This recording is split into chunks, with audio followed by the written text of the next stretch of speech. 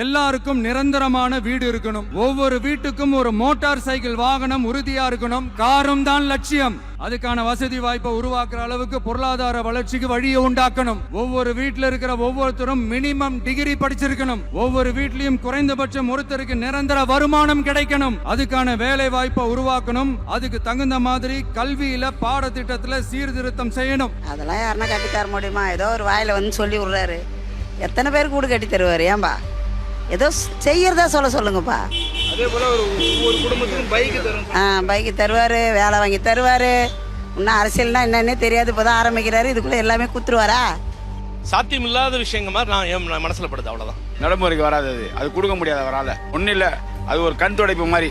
அவர் பேசலாம் நடைமுறைக்கு வர ஏதோ அரசியல் பிடிக்கணுன்றதுக்காக மக்களை ஆசை காட்டுற வேலை இதெல்லாம். சும்மா ஜனங்களை கவர் பண்ணுறதுக்காக வர்ற பேச்சு. அதெல்லாம் எழுதி வச்சதை படிக்கிற மாதிரி தான் இது, சிந்தனையில் படிக்கிற மாதிரி இல்லை. இப்போ பெரும்பாலும் வந்து வாடகை வீட்டில் தானே இருக்காங்க. வாடகை வீடுனா சிட்டி உள்ள இருக்கிறவங்க தான் வாடகை வீடு. அவங்களுக்கும் வில்லேஜில் வீடு இருக்கு. வந்து பிழைக்க வர இடத்துல வாடகை தான் இருக்கணும். யாருமே வீடு இல்லாமல் யாருமே இல்லை.